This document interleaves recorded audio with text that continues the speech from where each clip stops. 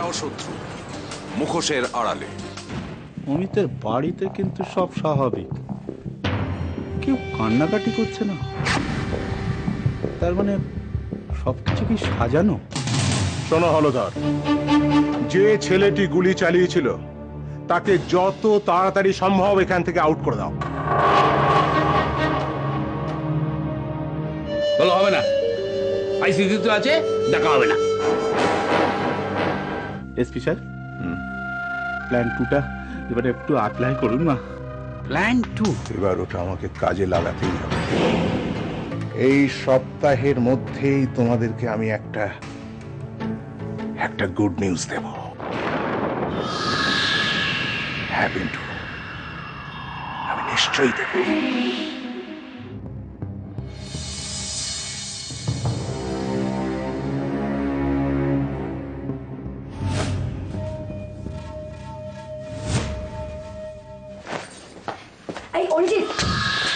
অরিজিৎ, শোনো না, তোমাকে একটা কথা জিজ্ঞেস করবো? বলে ফেলো।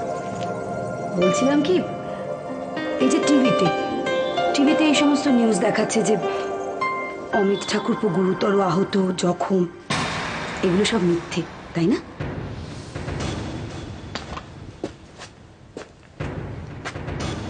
তোমাকে কে বলে মিথ্যে?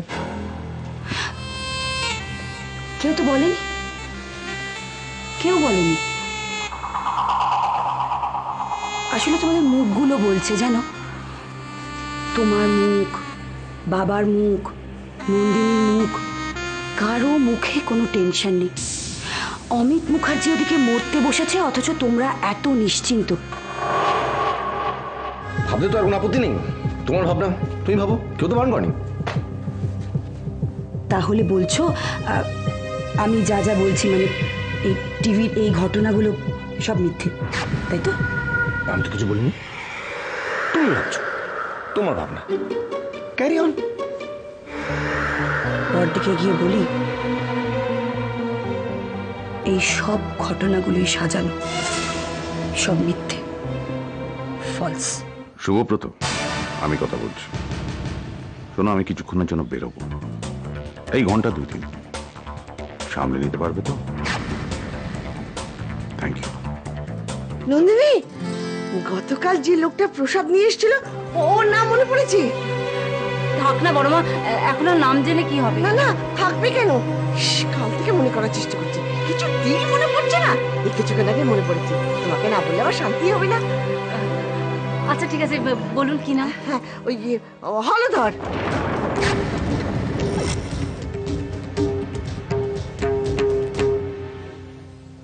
হলধর? রে বাবা, হলধর। আচ্ছা বড়মা, ওকে কিরকম দেখতে বলুন তো? কালো করে, চুলগুলো ছোট ছোট কাটা। হ্যাঁ হ্যাঁ, একদম ঠিক বলেছো, ভারী বিনয়ী, ভদ্র ছেলে। নন্দিনী, তুমি জানলে কি করে? না মানে অ্যাকচুয়ালি ও একটা খবর দিতে এসেছিল, সে থেকেও চেনে। দেখো, এই হলধর সম্বন্ধে কিন্তু সবাইকে জানানোটা দরকার। ভুল করছো তুমি, একদম না।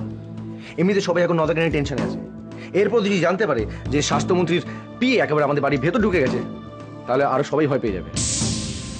আমি দেখছি কি করা যায়।